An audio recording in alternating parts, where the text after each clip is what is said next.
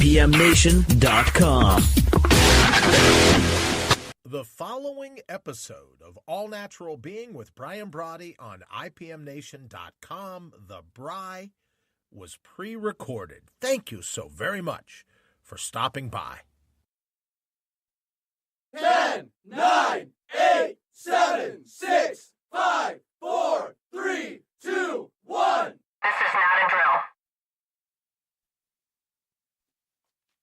Oh, but that is.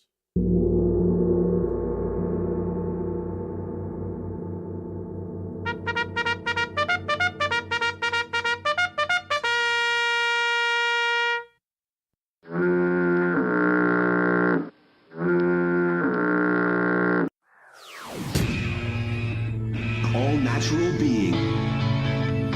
Warning, All Natural Being with Brian Brawdy is designed to shake your sense of self to the core. It's full contact psychology with an empowering twist, a philosophical loofah for your soul. For those of you not ready or comfortable releasing your inner superhuman, listener discretion is advised. Here's your host, Brian Brawdy.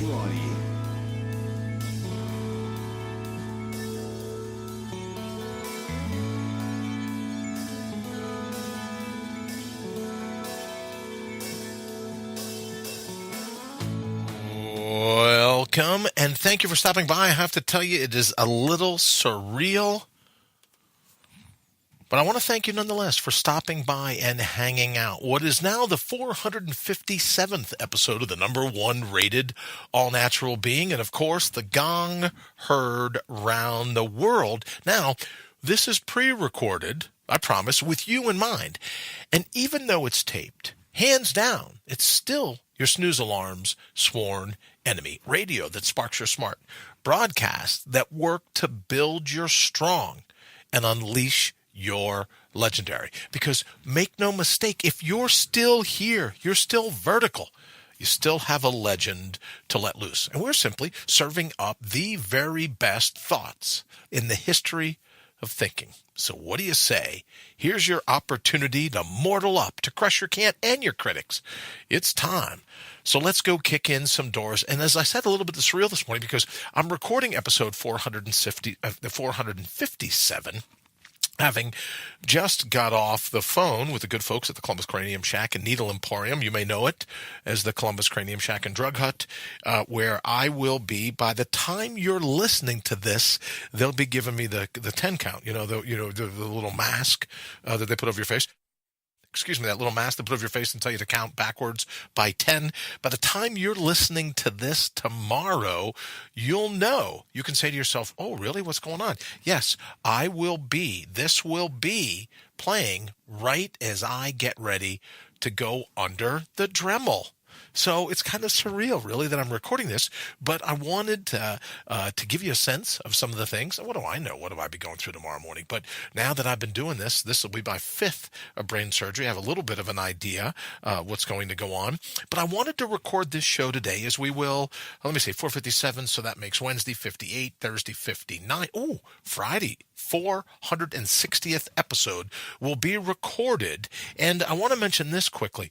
Probably not for this show, because it's too, it's going down as we speak, probably till soon. But Wednesday, Thursday, and Friday's show, I want to talk about a new segment that we're doing called Molly and Jen. Now, Molly and Jen is designed.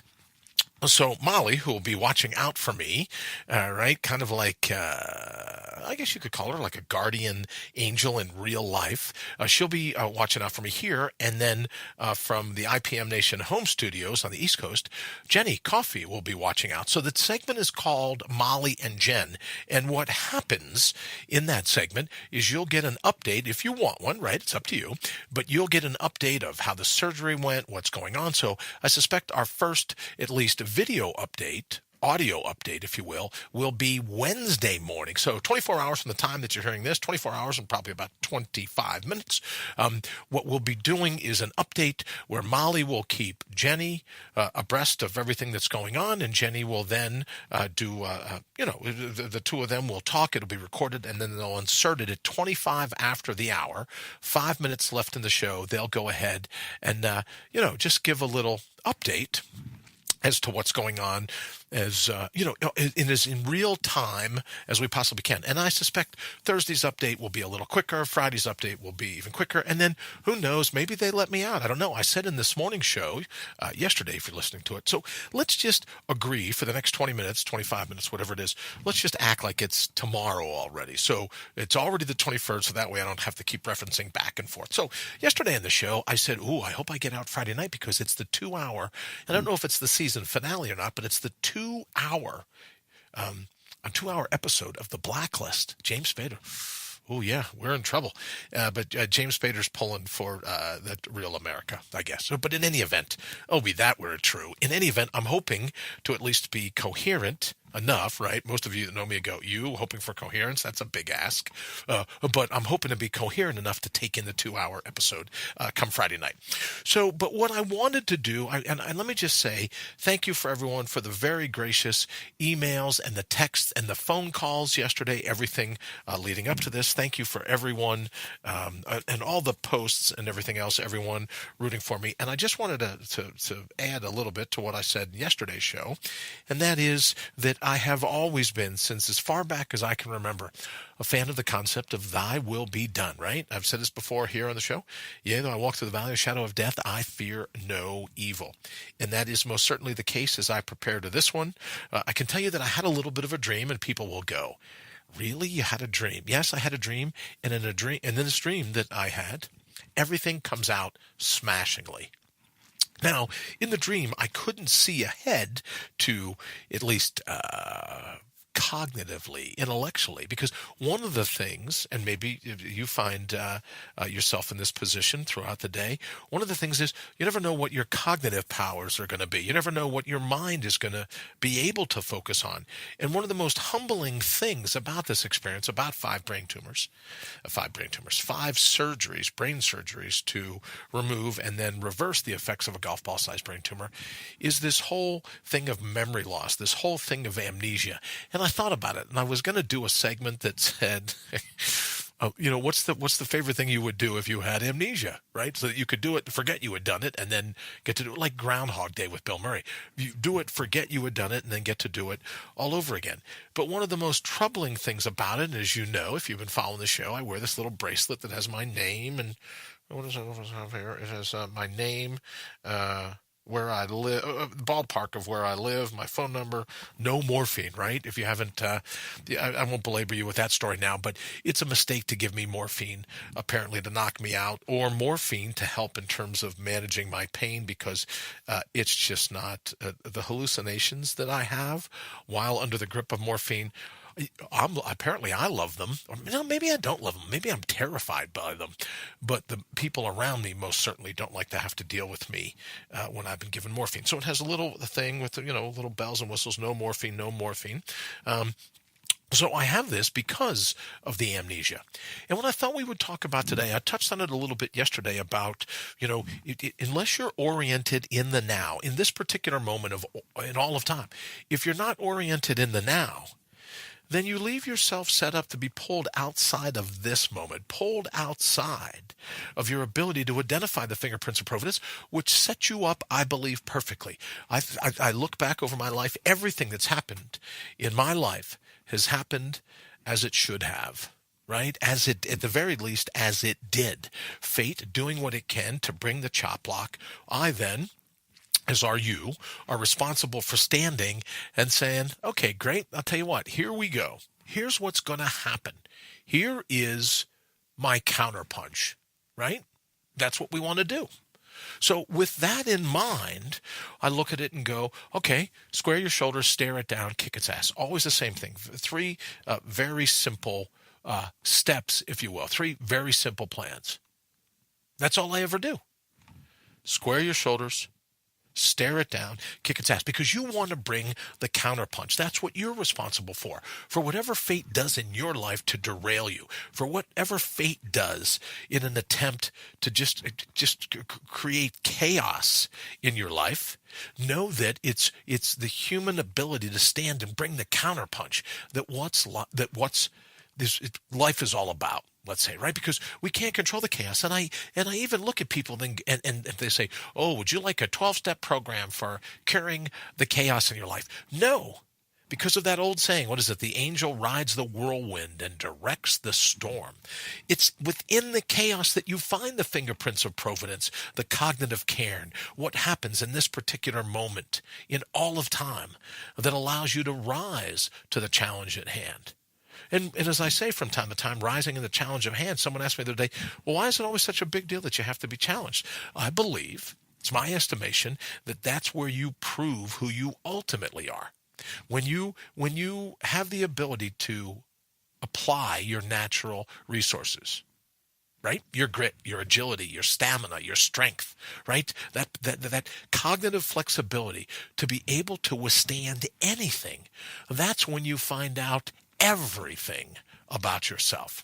So as we move forward in today's show, it's with the idea, well, one, there's no sense putting up the number to text or call because it's a recorded show. No one even knows that I'm doing this. But in our next show, I have a special guest calling in because I want to talk to you about numero uno, the number one thing that I will do in my post-op recovery, starting, the first thing will start Wednesday morning. So I thought this would be a great time to have him on. So in the next episode, which will be episode, 458, we will have a call-in guest. But this morning, you'll recognize there's no call-ins and there's no feed for me to throw it to.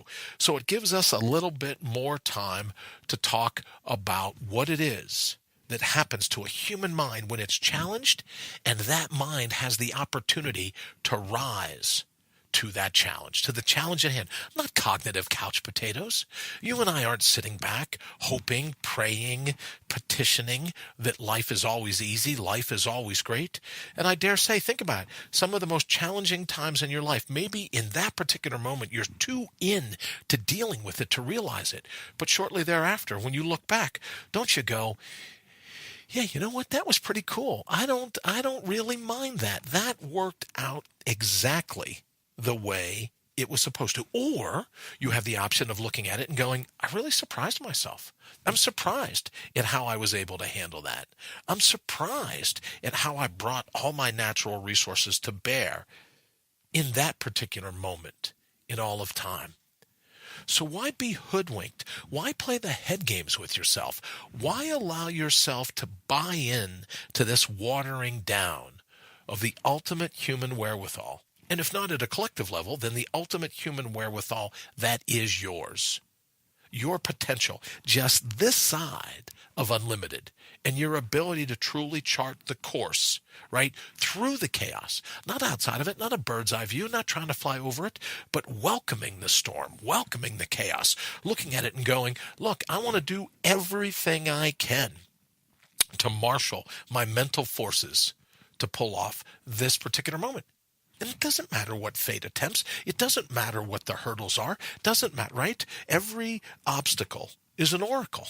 And it is, you can go, oh, I'd rather have the oracle of Delphi. Well, there you go. But still, every obstacle being an oracle, that oracle is, right? What did she say way back when? Know thyself. Well, if you truly knew yourself, what room would there be for fear? What room would there be for worry if you truly knew yourself?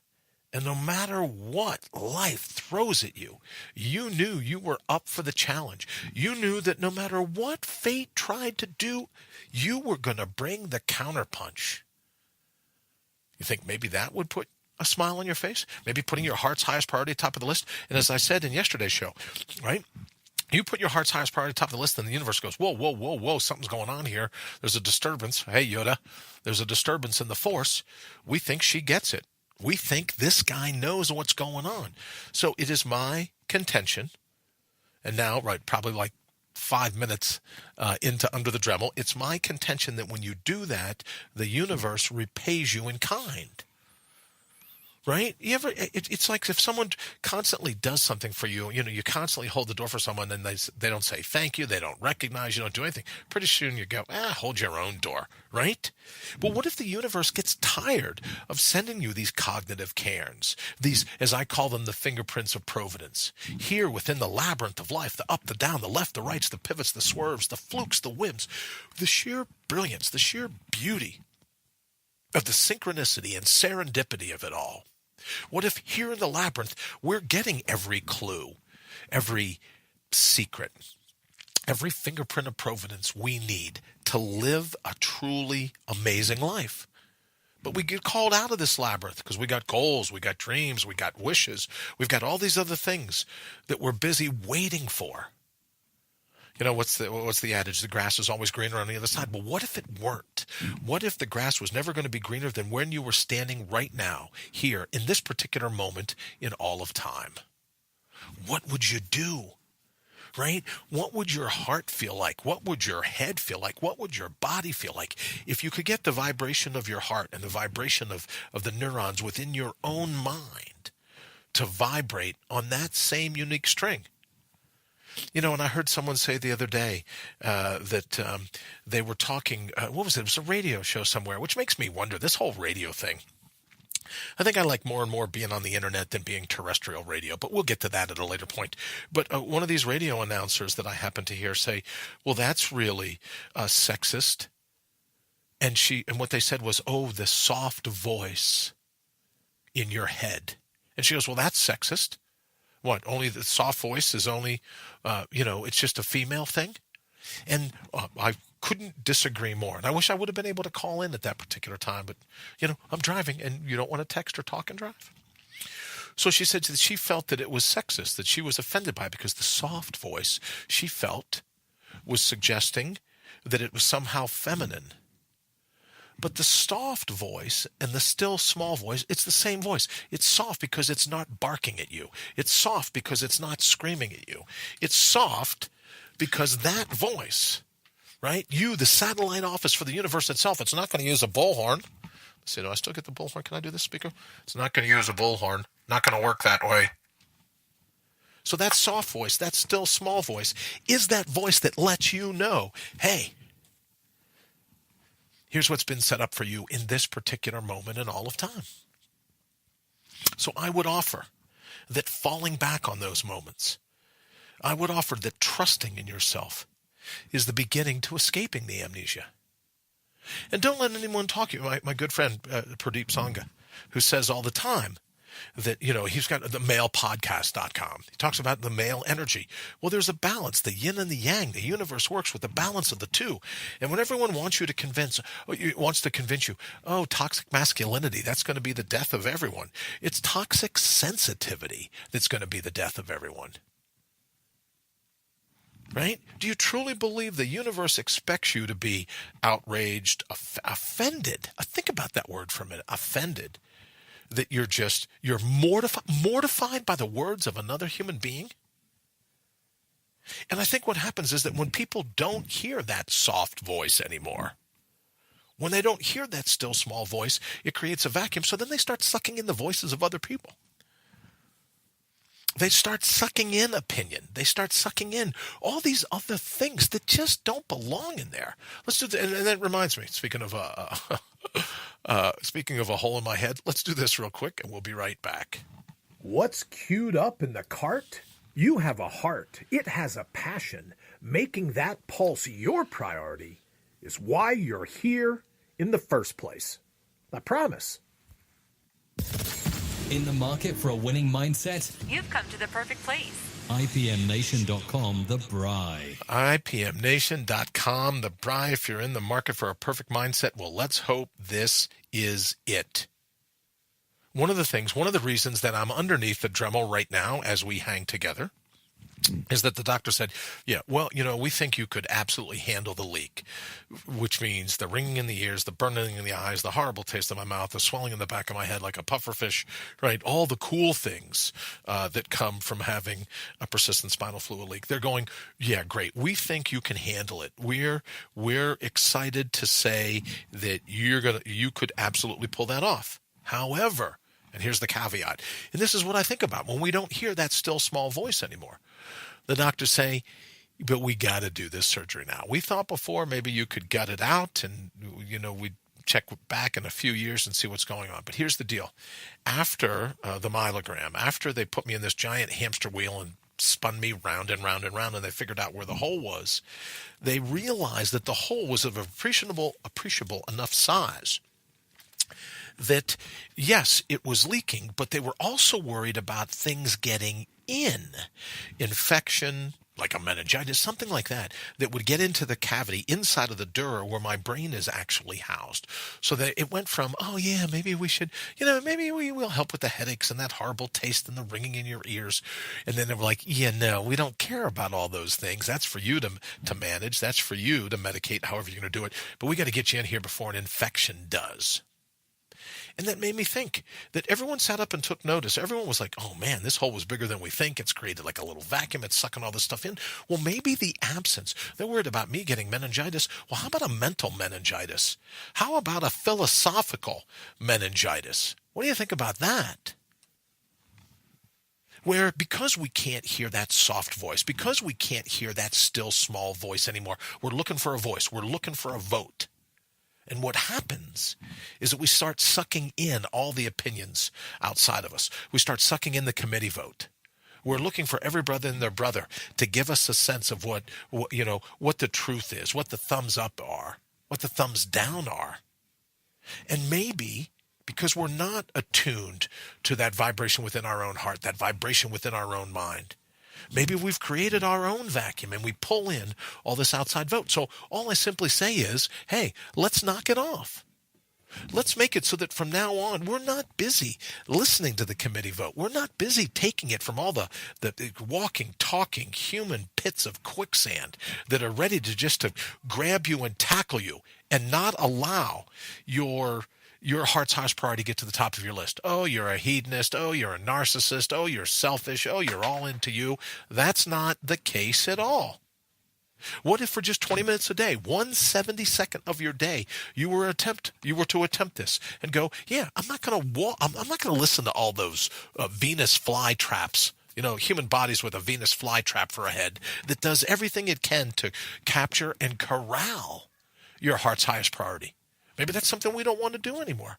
But I've begun to believe, just like the hole in my head, they're worried about it sucking in, worried about it being a little vacuum, right?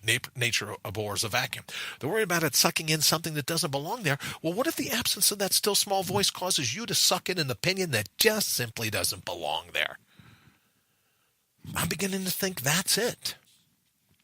So, as I'm under the Dremel, as we speak, to repair that, how about you and I work to repair that little philosophical vacuum that causes us to draw in the opinions of other people? Now, you can't live in a bubble. Believe me, I've tried. It was heavenly, though, up in Yellowstone, well below zero, sleeping in my own little tent, wolves running around, howling, carrying on, and everything else. That was a nice little bubble. But outside of that, we can't live in a bubble. But we don't have to be like these hot heads wrapped in thin skin where everything is an arrow, everything is something to suffer. You have your opinion, and I've said it countless times here. What if, right, just like my brain now and the hole in the back of my head doing everything it can to keep meningitis or to keep an infection out? What if you and I start looking seriously like people that want to give us a negative opinion? It's like, what can Brown do for you? Well, don't deliver it. Well, you got to sign for this package. If you don't sign for it, the driver at FedEx or any of the other companies, you don't sign for the package, they don't deliver it. It goes back on the truck and takes off till the next time they try. Well, you and I could do the same thing with the negative opinions of other people. We could say, hey, you know what? I'm not going to do that anymore. I'm not going to listen to that anymore. I'm not going to buy into that anymore. Maybe that's the thing we should look to do. Maybe that's the way to guarantee that still small voice, that soft voice, like this nut on the radio station said the other day, oh, well, it's just a soft voice, so now you're talking about women? No, it has nothing to do with the sex. It has nothing to do with your male or female. I think that soft voice is soft because that's all the more you're going to get. It's never going to scream at you. It's never, I want a sign, and then it hits you with a baseball bat. It's never going to work like that. It's going to be a soft voice because it wants to see if you'll slow down long enough from all the distraction, all the dreams, all the wants, all the goals, all the carrots at the end of the stick. It's there to say, hey, are you going to slow down long enough to hear what I have to say to you? That's what makes it a soft voice.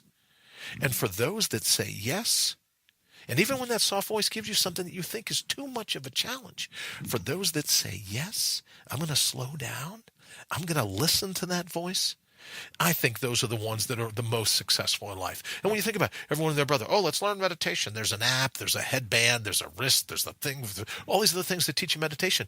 Well, what if you just slow down long enough to listen to your own breath? Deep breath in, deep breath out. Our good friend, David Ray Bowman, and I have been talking for years about something that I wrote years ago called the BEST acronym. Breathe in, exhale your name, scan your immediate surroundings, and then take action. The BEST. Breathe in, exhale, scan your immediate horizon, your immediate situation, survey where your feet are in this particular moment and all the time, and then take action. Now, it's great philosophically, but it's also great physiologically, right? When you breathe in, your body stops this whole fight or flight thing. When you exhale your name, you have the presence of mind to know who you are in this particular moment, and that helps the body calm down. Now, another thing that I've learned about the physiology of it is when you scan, and I literally mean when your eyes look around, when you check everything that's going on around you, it defeats that tunnel vision, which just means that the body, right, once it gets tunnel vision, the body goes, hey, wait a minute, just all in our periphery shuts down, right? Even more reason for the fight or flight to kick in. So instead of deciding it's okay for your chemicals to use you, they're your chemicals. They work for you. It's your mind. It works for you. You don't work for it. So instead of stifling your breath, breathing real shallow, forgetting, I was so scared I didn't even know who I was. You ever hear that? I'm so scared. Didn't even know who I was. Scan. You got tunnel vision. There's no scanning going on. You're not moving your eyes left, right, up and down. You're not looking around. And then all of a sudden we take action. How do we know that that's the best action, given the fact that we've just been hijacked by our own fight or flight chemicals? Breathe in, exhale your name, scan your horizon, move your eyes around, tell tunnel vision where to go, and then you take action. And that's why I think it's a soft voice, because it was never intended to scream to get your attention. Your intention has to be on that voice, and that's what makes it still. That's what makes it soft. The only question is, will you pay attention to it? All right, we're going to get ready to get out of here. Thank you again for listening to, and this might be my first ever taped show, but episode 457. Thank you so very much for joining me. And remember, we'll start tomorrow morning with Molly and Jen, our new segment, at least for a week or 2 or 3, however long that I end up here. However long I end up here in the Columbus Cranium Shack and Needle Emporium. So thank you so very much for making us number one, for keeping us in that number one slot here at IPMNation.com. Thank you for, and again, thank you for all the great notes, the Facebook posts, the messages, the tweets, all the phone calls, everything of yesterday, wishing me luck for today. And it will be what it will be, and I'm very excited about that outcome, whatever it turns out to be.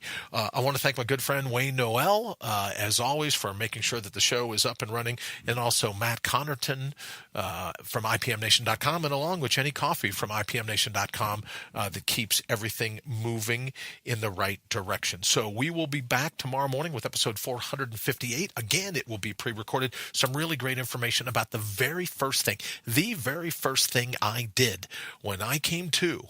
What was the very first thing I did? We'll be talking about that in episode 458. But until that time, thank you so very much. I truly appreciate it. And I'll look forward to seeing you a little further, hopefully not too much farther, but a little further down the road. We'll see you soon.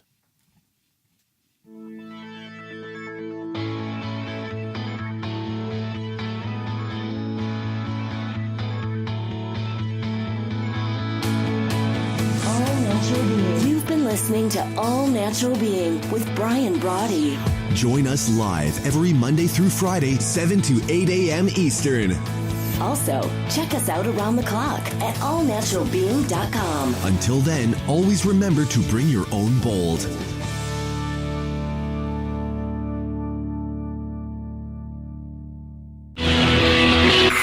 IPMNation.com.